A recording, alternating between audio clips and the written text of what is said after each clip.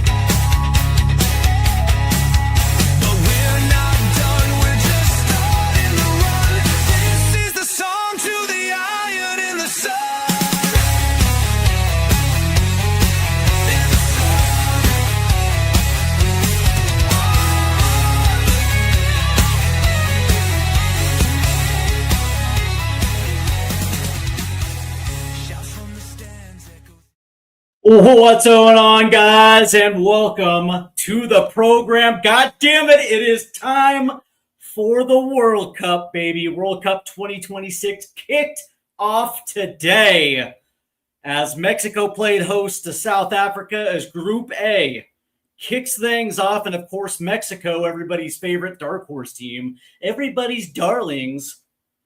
Anyway, they won today, 2-0.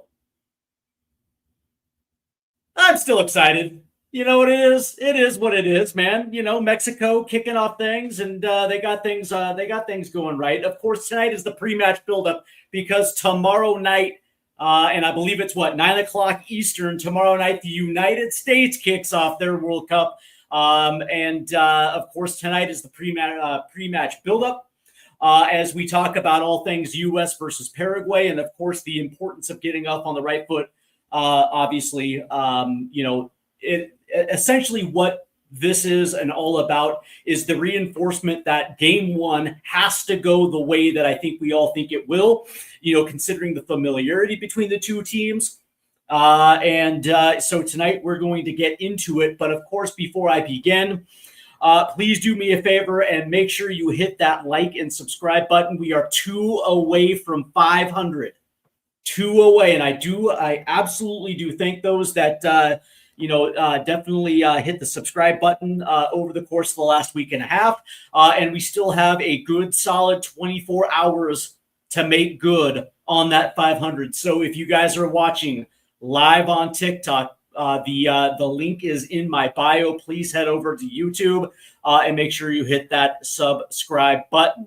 For those that are tuning in on X, I want to say thank you tonight.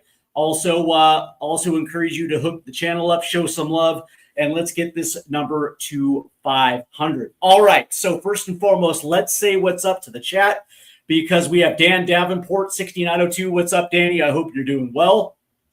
We have Ace Lionel. Yeah, sorry, dude. I wish this was an Ear Miami live stream for you. Unfortunately, you're going to have to deal with the U.S. men's national team, at least for the next month. I'm just messing with you, man. Good to see you. Good to see you, Ace. I hope you're doing well. Dan Davenport says, Brazil are one of my tips to win the World Cup. Everybody's picking Brazil for some stupid reason. And it's like, listen, Brazil is a very talented team. But they're not Brazil of 1970. They're not Brazil of 1994. They're not Brazil of 2002. They don't have those type of players. Yes, they have good players, but do they have enough of those good players? Do they have the depth to withstand the 8 victories that they're going to need to get to the end and hoist up that trophy? Or do you think France, a team that is across the board, probably the most talented team and probably the most deepest squad of the entire field, capable of doing something, because that's kind of my tab to win the World Cup. Because France kind of goes 3 deep at every position, and I would probably assume their second and third team probably makes the semifinal of this one. Dan Davenport goes on to say South Korea versus Czechia kicks off soon. Yeah, that vaunted South Korea versus Czechia. Are you staying up till 10 o'clock to watch that? I do not think so. Greg 1987, the homie, is in the house, who says, good evening. I hope you're doing well, Greg. He said, opening World Cup match was truly an embarrassment. Unfortunately, I didn't get to watch it. I was at work today. So it is what it is. We have Abelotti 9484. Good evening, my American friend. Good evening to you. Hope you're doing well. And let's see. Oh yeah, we have a whole bunch of really cool people checking in on TikTok as well too. All right, okay. So YK Noah says he's staying up till 3 a.m. to watch it. Hey, listen, man, more power to you. More power to you. I'm debating whether I'm going to work tomorrow. Now, granted, listen, man, it's World Cup time, and I've let it be known that my priorities, yes, it's obviously on work because it's what pays my bills, but also it's World Cup time, so hashtag priorities. It's going to be a game time decision tomorrow morning whether I actually go into work. But all right, so let's go ahead and get started. Let's see, what's the latest? You keep asking me this question like I know. Let's see. So, Dan, I don't know. I wish I could tell you. I know as of right now, over the course of the next month, his future is the U.S. men's national team. As soon as the tournament ends, it's about your guess is about as good as mine. I'm assuming it's going to be the Premier League. That's what I'm assuming. Let's see. Will says, come on, Seattle, fight and win. I will be in Seattle, let's see, in about a week. I'm going back for U.S. versus Australia, so that should be fun. I'll be back in my hometown, and it's always great being back in Seattle. So I'm hoping that the U.S. men's national team handle their business against Australia at Lumen Field, and so we'll see what's happened. But all right, let's go ahead and get into it tonight. And of course, the U.S. will face Paraguay tomorrow. And of course, this is a team that we saw last November.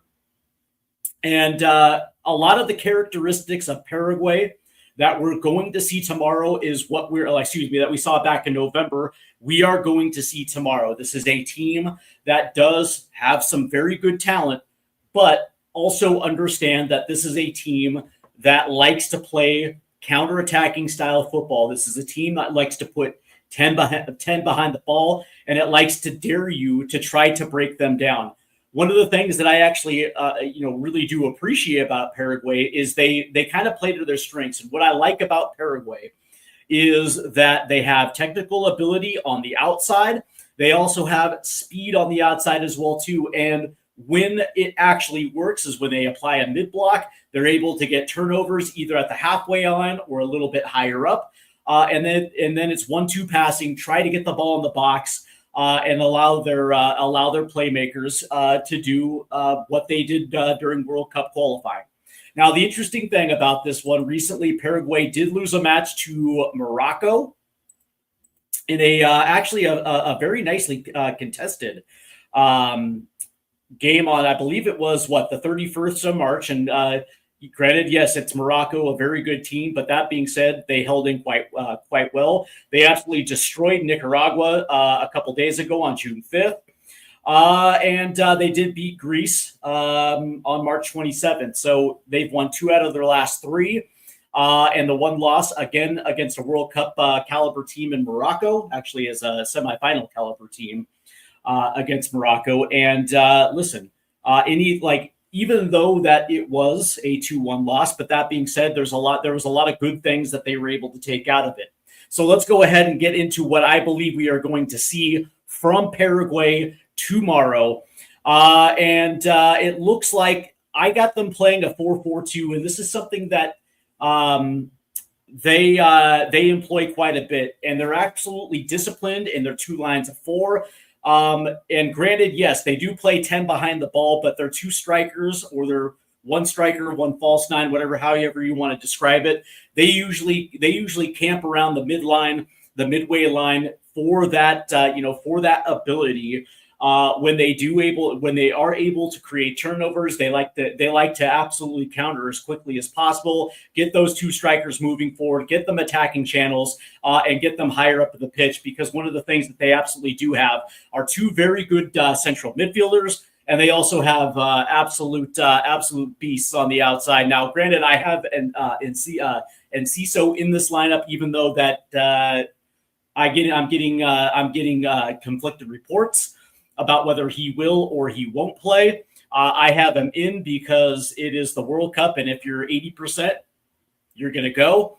And of course, they have Kubas on that team as well too. Anybody that's familiar with the Vancouver Whitecaps, you understand that Kubas naturally is more of a center mid. But that being said, he has been used on the outside as well too. I have Miguel Almiron up top along with Sanabria. The interesting thing is going to be their back four, and of course it's anchored by Alderete. And of course, if you guys watch Sunderland, you understand that Alderete is probably not the most. Here's the thing: it's not that he's not technical. That's not the right word. But when it comes to center backs, it's not his ability on the ball, as he is quick and he's athletic as well too. And so he covers ground and he's physical as hell.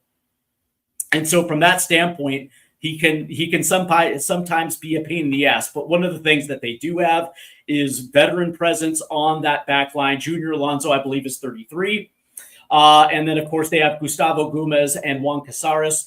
Again, I think 32 and 31 respectively. And of course, they have a veteran keeper in Roberto Fernandez. And I believe Fernandez plays in Brazil, if I'm wrong. Correct me on that in the chat. But I do believe that he is, I think he plays in Brazil. And I want to say it's for Palmeiras. Anyway. But the reality is this is a team that the U.S. are very, very, very technical. They're very disciplined in the way that they play. And of course, for the United States, we saw them not that long ago. And of course, we got actually a pretty solid result against them. Now, again, back in November, were they running their first team? Yes and no. They had some of those guys in that team. Let me go ahead and pull that up for you guys really quick. There it is right there. And if we look at that lineup, they were kind of playing a little bit of a 4-3-3. But for the most part, Alonso and Caceres were there. Alderete was not in that lineup. And of course, Gomez was, Almiron was, and Enciso was as well too. And so for the most part, it was kind of a combination of their first and second teams. But again, this is going to be something that, because of the familiarity and how they play, I think this is probably going to work out to a little bit of the U.S.'s advantage, because we have broken them down, and we know exactly what it takes to beat them. That being said, they've also had a good look at us as well too, and I would probably assume that they're preparing for two different styles of how we're going to play. Now, the interesting thing about this is how Mauricio Pochettino is going to line up. Is it going to be a back three, or is it going to be a back four? When we last played him, we actually kind of played in a base 3-4-2-1, having three backs. And from that standpoint, we looked our best. But that being said, maybe this is an opportunity for Mauricio Pochettino to kind of change it up and be a little, be a little unpredictable. I don't know. By the way, for those that are tuning in, Paraguay finished sixth in Conmebol World Cup qualifying. Through 18 matches, they had 7 wins, 7 draws, and 4 losses. They had 14 goals for the good, 10 against, a plus 4 goal differential. And they finished on 28 points, which was good for third place, tied for third place. Colombia obviously finished third due on goal difference. They were equal with Uruguay, by the way. And the interesting thing about this is when we look at the stats, because I want to give you some team stats here of what they did in World Cup qualifying. They finished 7th In goals per match at 0.8. Just in comparison, Argentina finished first at 1.7. Goals conceded, they were the second best in Conmebol when it came to goals conceded. They conceded the second least at 0.6. They finished 10th in possession at 37.9, so they don't really hold on to the ball a lot. Clean sheets, they finished third with 10. So let's just let you know exactly where their strength is. Let's see, XG, they finished 10th at 1.1. XG difference, they finished 7th at 0.1. Shots on target, they finished 7th at 3.7. They also finished 7th with big chances with 23. Let's see, accurate passes per match, they finished in 10th at 199.6. Accurate long balls, they finished 9th at 20.7. Let's see, they finished second in accurate crosses per match at 3.8. So that's also something that gives you a little bit of it gives you a little bit of an idea of how they play. Touches in the box, they finished fifth with 285. Brazil finished, by the way, Brazil was first with 436. Corners, they finished third with 80.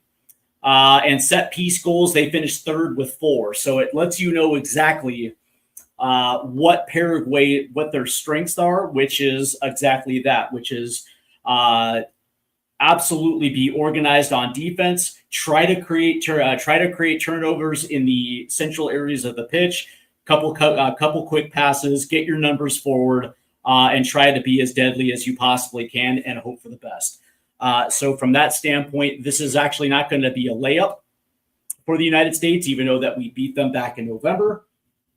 And the way that I look at this is, for us, we are going to absolutely have to be damn near close to perfect in order to get those 3 points. But 3 points is something that we absolutely should strive for. As a matter of fact, that should be the expectation. We should be walking into LA expecting 3 points and nothing less.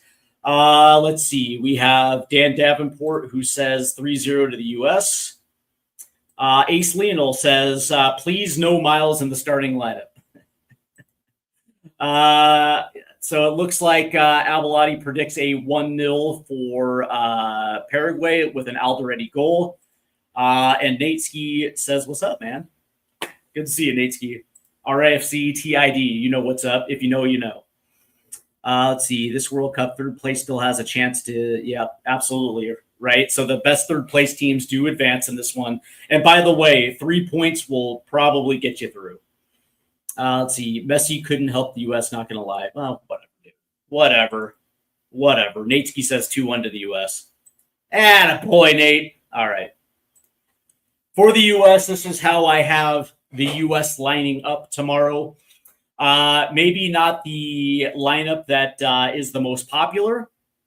But off of trends, I can see this happening. Starting in goal, I have Matt Turner. And the interesting thing about this is I don't think they're 100% settled on Matt Freese. And again, this is not necessarily because Matt Freese has played bad. But that being said, the way that I looked at this was coming out of the Gold Cup, and then when we got into September, October, November, and when we didn't see Matt Turner in camp, especially in that November window, all signs pointed to Matt Freese being the number one for the United States. But when we get to March, all of a sudden, Matt Turner starts that match against Belgium, and of course they put five past us that day. So it is what it is. But then coming back, the two friendlies against Senegal and Senegal and Germany, he gets that start against Senegal. Now, I thought both were okay. But if you ask me who looked a little bit better just from the eye test, I would probably say Matt Turner. And there's also the X factor of the fact that he played 4 years ago. He was the starter 4 years ago. And from that aspect, I don't know, I just get the impression that as we get closer to this match, that I have a feeling that Matt Turner is probably going to start this World Cup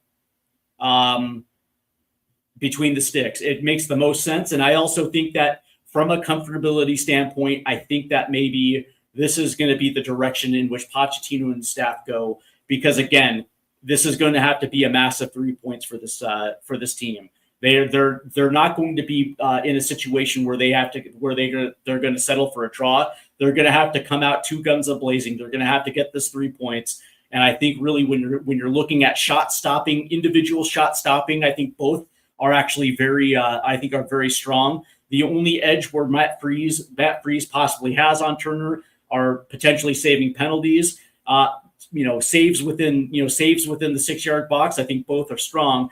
It's just, for me, it comes down to a little bit of a positioning. And this is crazy that I'm saying this, but I feel like Matt Turner over the course of the last 6 months has gradually gotten a little bit better at his positioning on the line. I'll give you a good example in that Germany match. Within a minute and a half in, when Germany gets the set piece, and you look at, like, first and foremost, number one, Kai Havertz was unmarked coming in. But look at where Matt Freese was stationed and look where his feet were. He was behind his line. Generally speaking, a goalkeeper is going to have to come out to challenge that. And it almost looked like his positioning was kind of off. That second goal as well too. And when you look at Matt Turner's overall game and the development, I guess you can say, it looks like he's kind of gotten a little bit better when it comes to his positioning. And I think he's a little bit better in the air as well too. And so from that standpoint, yeah, I got Matt Turner starting. My back line, I'm going to have Alex Freeman starting on the right-hand side of a back three, and I think that's his spot now. Yes, he is a right back or a right wing back, depending on how you want to classify it for his club. But on this team, there is so much faith and trust that Pochettino has with Freeman to be able to do a job that this is pretty much his spot now. And I think that Matt Freeman has done an absolutely remarkable job. And I think his football IQ and being comfortable in that back three has excelled when he's been with the United States. And so from that standpoint, yeah, for me, Alex Freeman has locked down this spot on the right side of the back three. Obviously, Chris Richards in the center. And from everything that I've been reading, he will be starting tomorrow for the United States in that central areas of a back three. It seems like his ankle is fine. And he's going to give it a go. And then obviously Tim Ream is going to play on the left-hand side of that back three. And of course, obviously not exactly my number one choice, but he is wearing the captain's armband. So there you go. He's going to play. Let's see. Looks like Dermotron says, best of luck for the World Cup. I do have USA as a dark horse. Hope you do well, man. Thank you, Dermotron. Good to see you, Dermo. All right. So my midfield four. Anthony Robinson and Serginho Dest as my outside backs, hugging the touchlines, obviously, and my midfield two. And I get it, man. Maybe not the sexiest picks, but I do have Sebastian Berhalter starting in this one. And again, I just think that because of the pieces that are in midfield and of course the fit, I just think that Mauricio Pochettino is probably going to start Berhalter next to Adams, because the idea of playing Malik Tillman lower, playing him a little bit, playing him behind the 210s doesn't necessarily make sense, considering that's not really his position to begin with. And also McKennie for the United States is better playing higher up the pitch. And so from this standpoint, I do have Sebastian Berhalter starting. I just think that it just makes a lot of sense. And when you look at the trends of how Pochettino has used Berhalter, I can see this happening tomorrow. Now, again, it all depends on the situation we find ourselves in as we get past halftime. But can I see some sort of switch where maybe McKennie, if we're up a goal or we're up by 2, can I see a situation where Tillman comes in and they drop McKennie a little lower to finish out the game? Yeah, sure. I could possibly see that. But I would probably assume that starting off this match tomorrow, they are going to try to start as quick as possible. and having McKinney higher up the pitch makes a lot more sense. And I think it was against Belgium where he scored fairly early in that match as well too. Obviously, my 2 10s are going to be Christian Pulisic off the left, Weston McKennie on the right, and of course Flo Balogun up top as the primary target 9. And of course, say what you will about Flo, he is that guy. And I would probably assume that we are going to have a couple standout performances this World Cup, and Flo Balogun's probably going to be one of those guys. But there you go, man. That is going to be my starting 11 for the United States. And again, when I'm looking at this matchup, there's 2 things that I'm going to highlight. And number one, it's going to be possession, because I think there's going to be a good chance that we're going to carry 60 to 65% for the entire 90. And let me just out of curiosity, because I do believe that's what we ended up last time around too. If I'm, we had 56% possession last time around. Yeah. So, Paraguay is going to give us the ball. And from a lot of that possession, we're going to have to be able to not only break them down, but continuously be in dangerous areas. One of the things that I did notice that against Germany, once we got over that initial wave of that German attack, we did find ourselves in very good opportunities to make the most of it, but we just couldn't figure out how to finish. We just weren't really, I hate to say it, but yeah, we didn't have our finishing boots on against Germany. But that being said, we carved out a lot of good chances. And what I'm thinking, and of course that was against, I guess you can say, a fairly, well, we did it against a better side. This time around against a Paraguay team, we're gonna have our opportunities to really kind of put this team away early. And this is going to be on the backs of a guy like Flo Balogun. It's going to be off the back of a guy like Christian Pulisic or Weston McKennie to be in a situation, because one of the things that I will see is Serginho Dest will find space. We have seen it now over the course of the last couple of games where all of a sudden defenses are going to be keying on Christian Pulisic. They're going to be keying on Jedi Robinson off that left-hand side. Teams understand that we're first going to look to try to get Christian Pulisic involved, because for the obvious reasons, he is the dude that stirs the drink for the United States. But one of the things that ultimately ended up happening was it allows a guy like Serginho Dest to float off the right-hand side in space in the 6-yard box. And because defenders are so keyed in on Christian Pulisic, it's allowed a guy like Serginho Dest to get in solid areas to score goals, to wreak havoc in the box. And what that's going to do is it's going to allow Weston McKennie to play off him. It's going to allow Flo Balogun to play off him. You're going to have late box crashers and potentially Sebastian Berhalter or Tyler Adams, or even for that matter, a guy like Christian Pulisic if he's shading in. So from that standpoint, that is going to be a number one. Like, that's going to be one of the things that I think we all should be looking at, is going to be the involvement of Serginho Dest. Like, he has taken that next step as a scoring threat for the United States. And listen, it was actually kind of a surprise to me. It was, seriously, I was not expecting it, because you're expecting one of like 2 or 3 dudes to step up to be that kind of, to be that dude that's going to grab this team by the scruff of the neck and lead this team forward. But all of a sudden now you have that 4th guy who just seems to find himself between the, in channels between center backs. And it's like, okay, fair enough, man. Fair enough. Serginho Dest. Let's see. Ace Lionel says, I would like to see Pepe get subbed in and have Balogun and Pulisic, all 3 in the attack.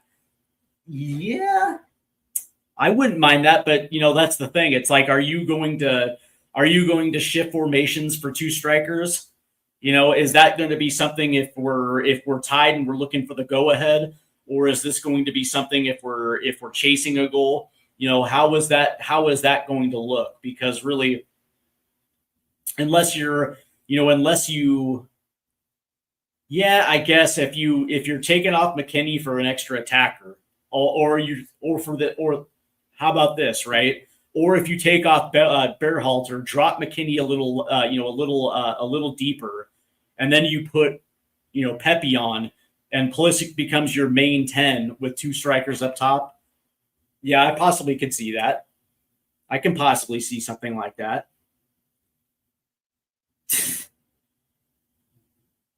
But that being said, it's also Pepe. I'm glad you brought that up. Ricardo Pepe is also that type of guy who, like Des, always seems to find himself in advantageous positions to score goals. That's the one thing that I think that, this is the aspect of this team that I think people are largely overlooking, is you look at the quality of depth and you look at the quality of talent in our forward areas.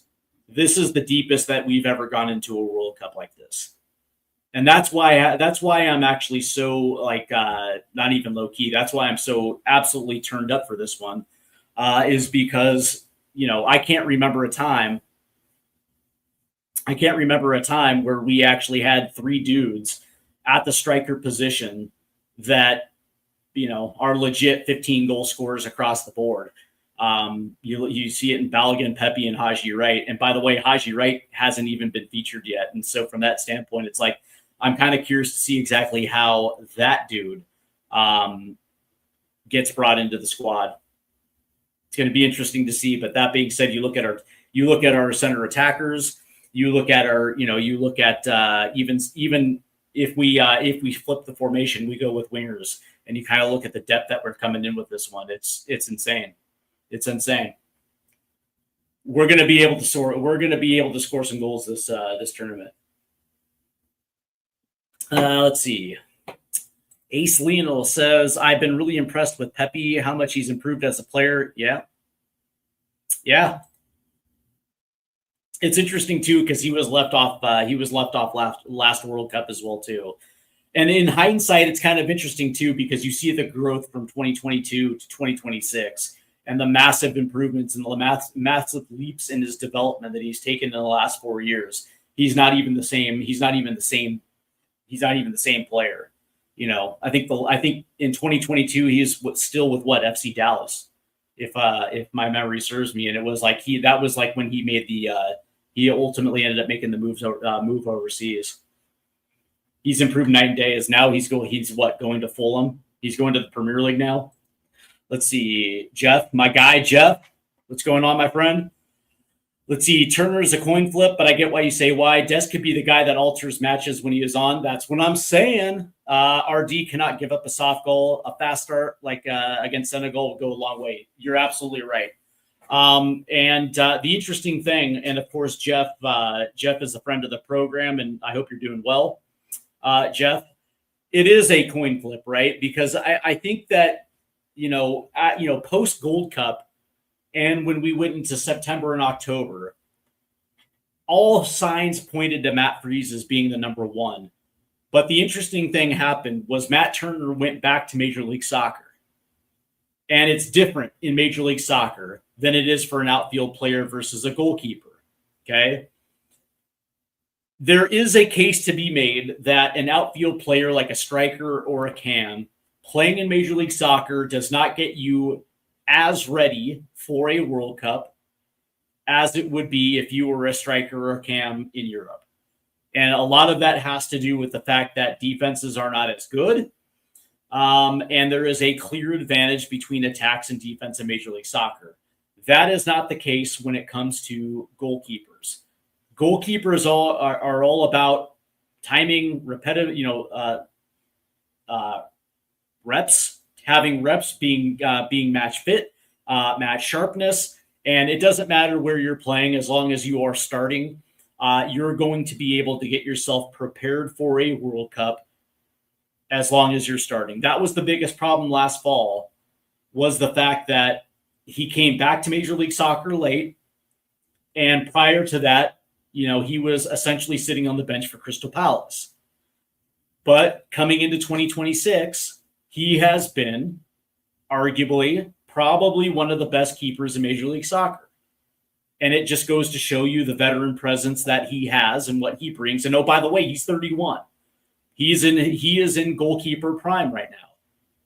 And so from that standpoint, you look at what he's done this season with the New England Revolution. You look at the fact that he is the incumbent number one, having started last World Cup.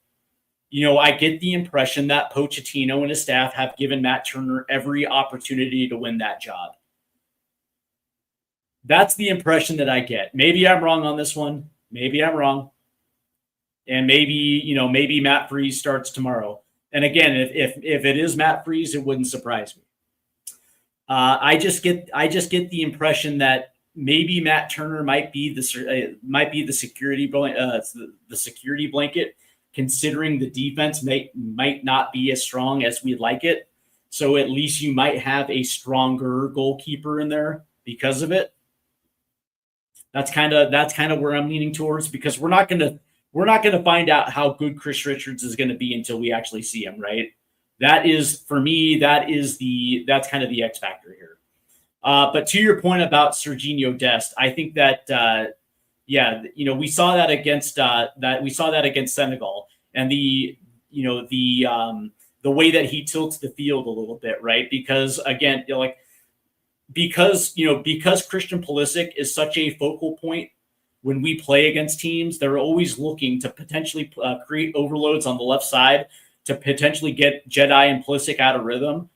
And when Pulisic is attacking 1v1 and he gets to the outside, defenders are going to shade over to try to get to him, and it's going to allow a dude like Serginho Dest to literally get into the box and wreak havoc, or even camp between the channels. And we saw that goal, and it's like, we have a secondary and a secondary or a third goal scoring threat that defenses are going to have to account for. And what that means is defense are going to have to play us a little bit more honestly. That's the way that I kind of look at this, which is going to open up the door for Balogun and McKennie and Pulisic and the guys that we expect to score goals. Let's see. He goes, BITD. It was between EPL keepers, all in form, and just who seemed like the hot hand. Form is everything right now. Yeah, 100%. By the way, man, what happened to Zach Steffen? What happened to Zach Steffen? Let's see. I feel more secure with Turner, but Poch is class, and I trust his decision making. Yeah, see, that's the other thing, Greg, and I'm glad you brought that up. I'm glad you brought this up because, again, I also trust his decision making as well too. And the funny thing about this is like that's what I don't understand, the animosity towards Pochettino and his decision making when it came to his roster. It's like, dude, he's there. He knows exactly what works for his style of football. Like I think you should trust his decision making process. 100%. I agree with that. Let's see. We have Dushane Weasley. Oh, it's a Weasley. It's a Weasley. I'm just messing around with you. Good to see you, man. I hope you're doing well. If the U.S. don't get to the quarters, it is a failure.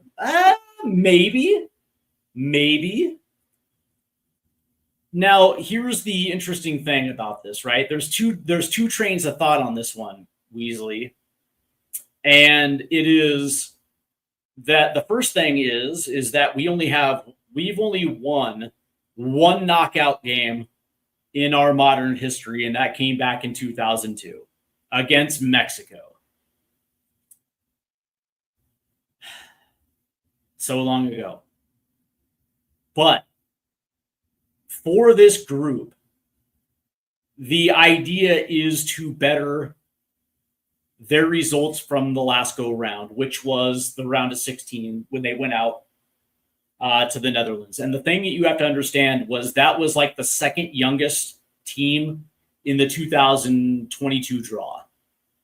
And I think, going into that World Cup, and I was one of those guys that if you looked at it, and considering that all those guys were making their first World Cup appearance, the United States didn't carry any of the veterans over from that failed attempt in 2017, even though I thought there should have been at least a few. U.S. Soccer decided to push those guys to the side, and they went through a full rebuild. And these were the guys that they brought. And the way that I was looking at it was,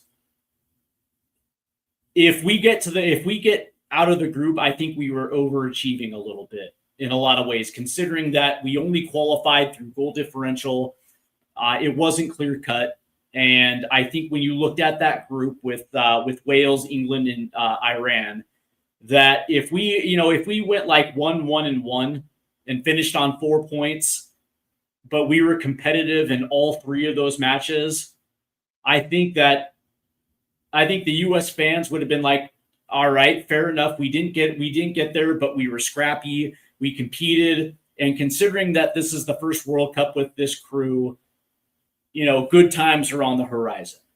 But I think we overachieved a little bit by essentially getting 5 points and moving on in that one. And essentially looking like the better team against Wales and England, and getting that result against Iran. But of course, you go up against a Netherlands team, and that team was just loaded. And it is what it is. But so, what is the next step for this group? Well, it's getting past that round of 16 and getting yourself in a position where you have the opportunity to potentially move on to a semifinal. Now, do I think that's going to happen? No. But if you told me that we get to a quarterfinal and lose to Spain in a match where we're very competitive, I think that would be fantastic. But even if we lose in the round of 16, like we get past the round of 32, we win a knockout game, and we lose in the round of 16, but again, we let's say we lose on penalties and it goes down to the wire. I think U.S. fans will be happy with that. It's not the most ideal situation, but I think we'll be happy with that. Just considering that, we actually did improve on our last World Cup. Like, that's the thing. It's like from cycle to cycle, you want to see tangible improvement moving forward. One of the things that the U.S. didn't have a lot of from like 2013 to 2017 was that next wave of young talent. Outside of Christian Pulisic, we didn't necessarily have that next generation pushing upwards, right? After this World Cup, going into the next World Cup, we have like 5 or 6 young players that are going to be getting their first caps within like a year and a half.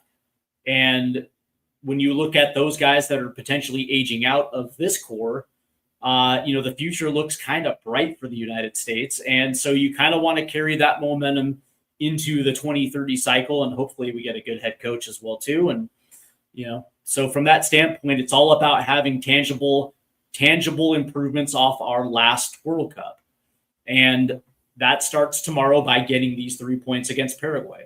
Like, we want to start as quick as possible. One of the things that I think people forget back in 2002, when we did get to the quarterfinal and we got robbed off a no call on a handball against Germany, was the fact that we came out and we beat Portugal right out of the gate. That was like when Portugal had Figo, and we beat them 3-2 in the opener, and it set the tone for the rest of the group stages. It's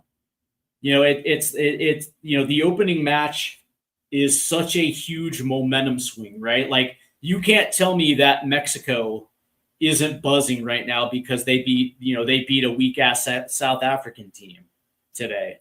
That 3 points is going to generate so much goddamn momentum for them that, I'm not going to be surprised. I'm not going to be surprised if Mexico parlay this into winning their group, although I thought they were going to win their group. But, let's see. Why, though? Who will stop them? Australia? We'll finish second in the group. We'll see. It's gonna come down to that match against Turkey. That's gonna be determine who's gonna win the group. I actually think there's gonna be a potential where both teams go into that third game on 6 points. Who knows? There could be a situation where it finishes 1-1. and whoever wins the group is going to come down to goal differential. Do I think Poch is a good manager? I do think Poch is a good manager, and I thought Poch was a good manager since his days at Espanyol when he was in Spain. And you can see that he genuinely loves the sport of football, and he loves coaching, and he likes running his players. So, yeah, I think Poch is a good coach, very good coach. Let's see, we have Yang. Yang Guang Mianbao, who says, so no Roldan in the starting 11? No. As it's cool to see a member of one of my club teams on my World Cup squad. Christian Roldan is going to be used in certain situations. That's going to be his role. I don't think he's going to be starting. I do not want to see Berhalter starting. Why not? I don't think Berhalter is out of his depth at all. I actually think he's actually quite serviceable. And when you consider the midfield situation as it is, he's actually not bad in the link up. He's not a bad link up partner in the midfield. So I don't understand the why some folks don't like him. He won't be bad against Paraguay. Yeah, I don't think so either. Let's see. In 2002, they had a team that could win and a core of guys that didn't care in a good way. I know what you mean. Yeah, but also I also think that this team is a team that can win. I think there's certain elements that are very. I think there's certain elements that carry over, but where that team excelled and where this team may or may not struggle is the fact that 2002 team had the right veteran experience. They had guys on that team that were in their third cycle, and so they had been to a couple World Cups already.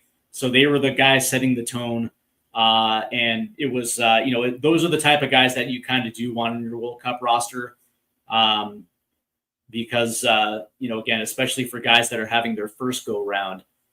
You need that proper leadership. So that's the thing with this squad. It's like, everybody's coming into their second World Cup together. So yeah, that's the difference. Let's see. And that's our culture. Let's see. What does that say?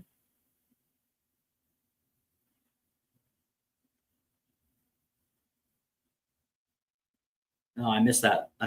One. Man, I think that was a good. Let's see.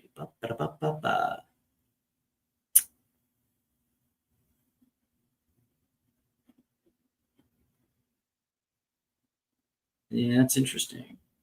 There was a comment about our culture, man. I guess I lost that one. Ballo or Pepe? Ballo starts tomorrow, 100%, without a doubt. Let's see. We have had talent, but it didn't gel, and we had McLaren or Taylor as manager. Oh yeah, England. You would think USA is making it out? Yeah, without a doubt. Without a doubt, we are. Let's see. Czar 22297 says, I think Berhalter is fine against Paraguay, but I would play Tillman over him versus Turkey. Yeah, I would think that against Turkey, you're probably going to see Tillman potentially start higher up, or maybe even Gio getting a start in that match, and then McKinney playing maybe a little bit withdrawn. So we'll see. Tillman's kind of going to be an interesting one, though. Tillman's going to be interesting. Let's see. Do you think there are players on this roster that should not be here? No, I think everybody has earned it. When you look at their club play, I think everybody has rightfully earned their spot on the World Cup roster. You can make a case that Gio Reyna, just because Gio hadn't played a lot. I think he only had 4 starts this year for Borussia Mönchengladbach. But you can always have that exception for an extremely talented dude. And Gio is going to be that exception. But outside of that, yeah, when you look at the when you look at the club success a lot of these guys have had, yeah, I think you can make a case that most of these guys have earned their spots on this roster. You can say that maybe not taking Diego Luna, but again, I still think Zendejas is a little bit better of a fit, without a doubt. Let's see, Marco Sensei getting called up for his for Argentina. I saw that. Oh, Senesi. And by the way, Senesi just signed with Spurs. Right there. Boom. He just signed with Spurs. Amen.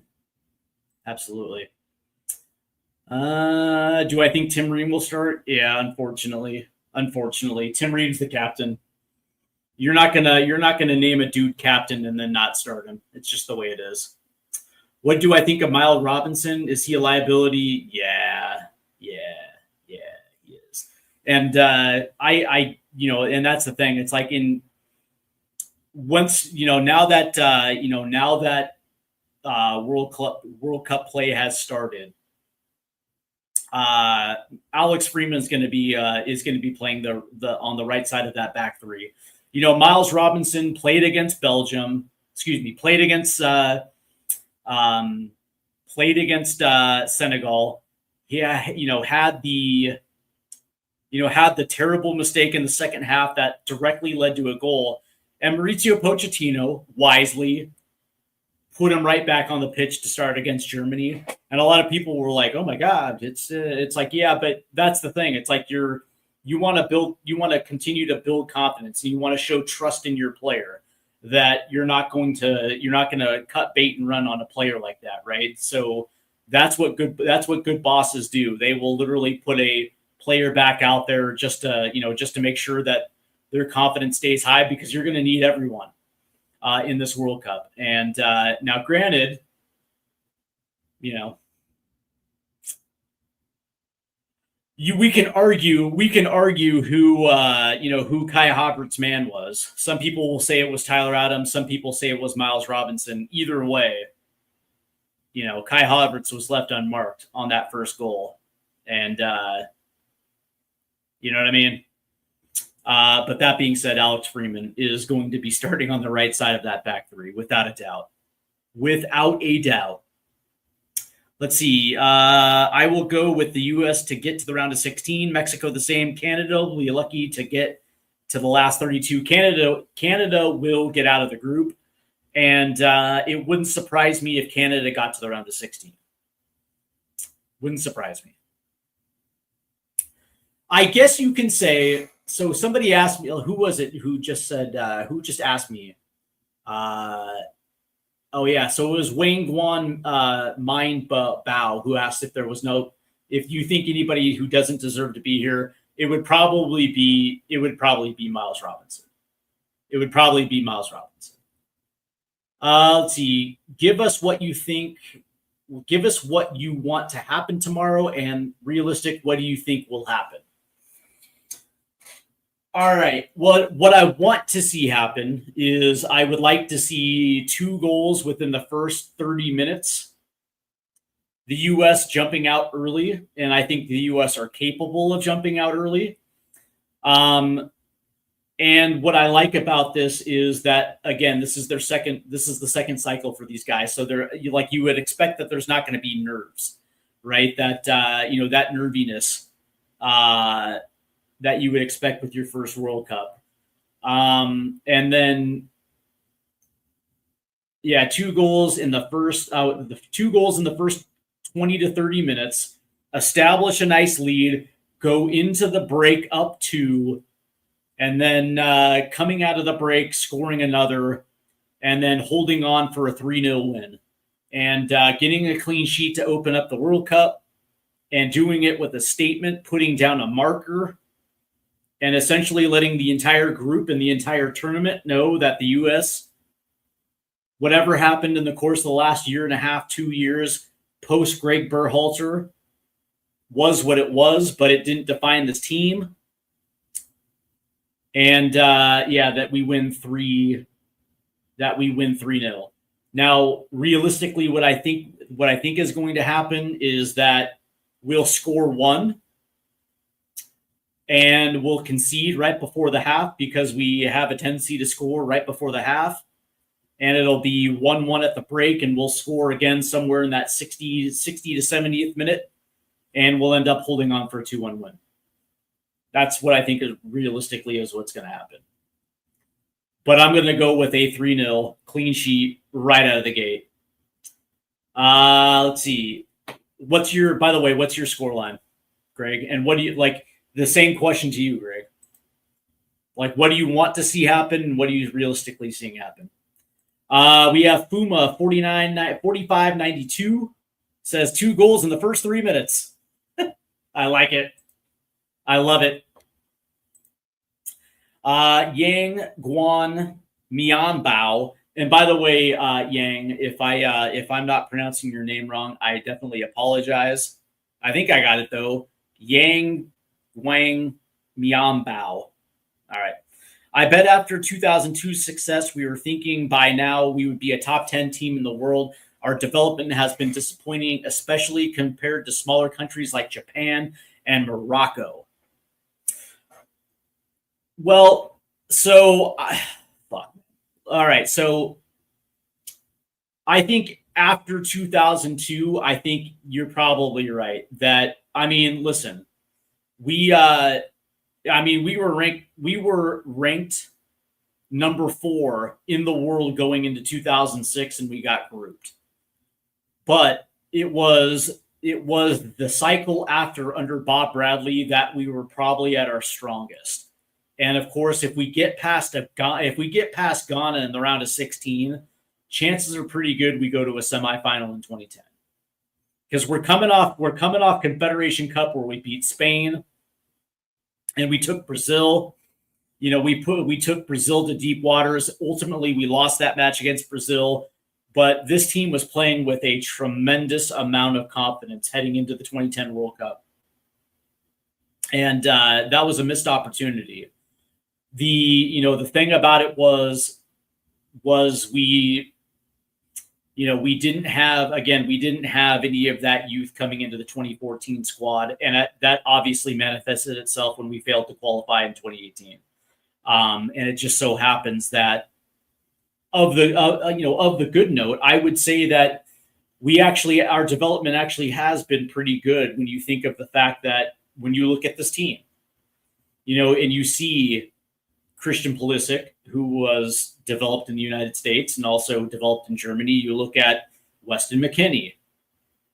You look at Tyler Adams, who was MLS developed, and you look at Alex Freeman, who was MLS developed. You look at Chris Richards, who was MLS developed and transferred over to Bayern Munich, and then he was developed in Germany. And it's like you see all throughout this team that actually, as a matter of fact, not only can we develop players, but we also move players over to Europe all the time now.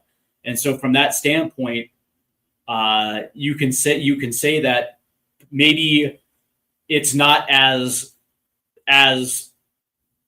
what's the word I'm looking for? Like as streamlined as, say, potentially Japan.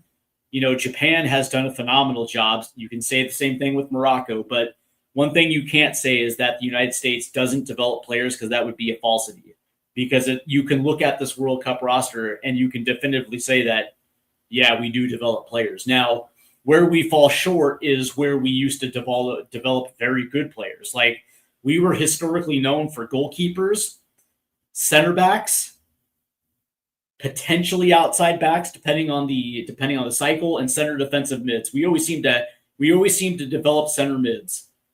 And we would always have like a striker maybe or a center attacker, because we always had Landon. We had Deuce, and we'd have Brian McBride or Josie Altidore. But it seems like now it's the reverse, right? Where all of a sudden we actually have competent attackers, and we seem to be lacking in the goalkeeping department and also in the center back department. Those two are probably the weakest links heading into it. But again, when I look at this team, it's like we're built, we're built around a coach that knows exactly how to deploy this team, and that's what gives me hope for this one. That's what gives me hope for this World Cup. Let's see. Should Tillman or Reyna be considered as reserve sixes? Neither of them should be considered reserve sixes. If anything, you're going to play McKinney there, but we also have Christian Roldan, who is, technically speaking, the reserve six. Let's see. Greg says, want 3-1, realistically 1-0. Yeah, I don't think we're going to be able to survive a 1-0. Like, we're going to have to at least get 2 in this one in order to get the 3 points.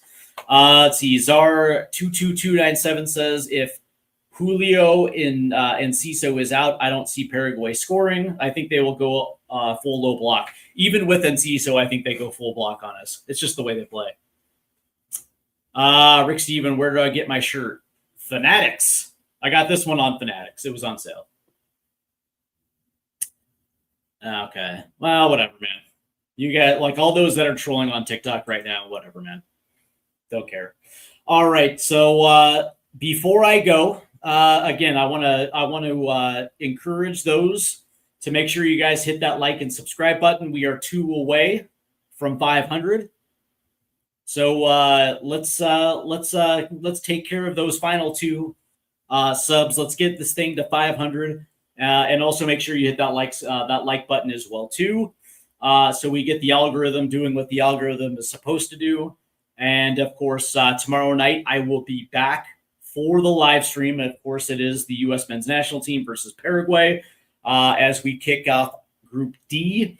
And I'm going to be starting off a little earlier than usual, so we can go over some scores, and of course we'll be going over scores at the halftime as well too, as we let everybody know what happened in the early portion of the groups. And of course, this weekend it's going to be absolute bananas because most groups are going to kick off this weekend, so it's going to be absolutely fantastic. So let's see. When you hit 500, can I send super chats? I believe so. I'm going to double check on that though.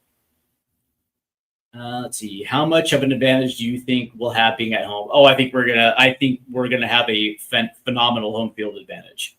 I actually believe that we're going to see it tomorrow in LA. That thing is going to be absolutely packed. The interesting thing though, the question is how many Paraguayans are going to be there? You understand how that is, right? When games are in LA. So we'll see. We'll see. All right, guys, that's going to do it for me. I want to thank everyone for tuning in. Greg, it's always good to see you. Yang Guang Main Bao, it's good to see you tonight. Jar 22297. Let's see, Carlos Guzman, thanks for tuning in. Fuma 494592. Who else was in here today? Ace Lionel, my guy. Ace. Keyshawn 6741. Good to see you tonight. Dushane Weasley. It's a Weasley. And of course, my guy Jeff Lageson joining in. Of course, Jeff is an extremely talented writer for Prost International.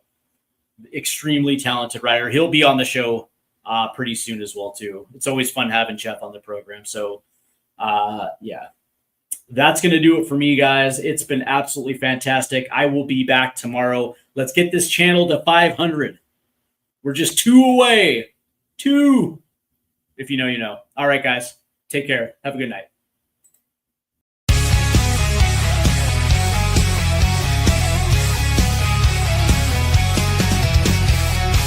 Rusted goalposts under fading sky.